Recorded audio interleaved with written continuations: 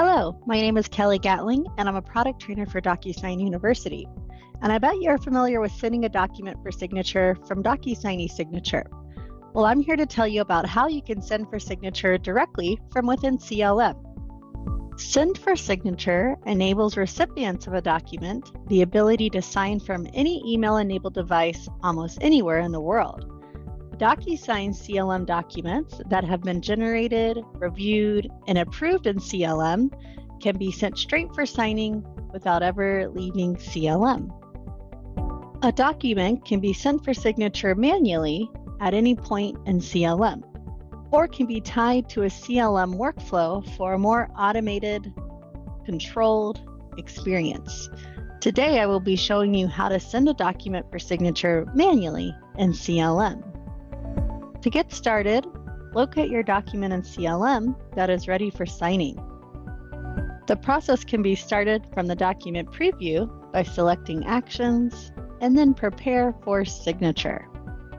From there, you will be taken directly to the envelope where you can review the document or add additional documents, review the recipients, the messaging, and the advanced options.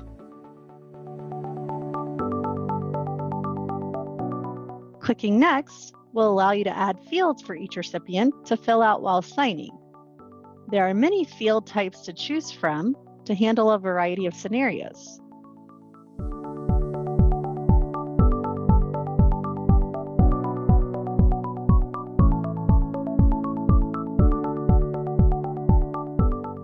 Once you are done, click Send.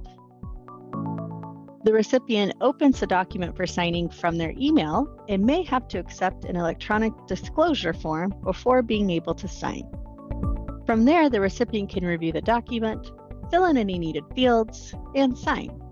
If they did not want to sign, they have the additional actions they can take by clicking the drop-down arrow beside Finish. When they are ready to sign, they will click the word Finish. This process will continue for any additional recipients who need to sign. Once all recipients have signed, the signed PDF document will be added as a new document version back in CLM automatically, along with a certificate of completion. The sender and recipients will receive a completion email containing access to the signed PDF version of the agreement.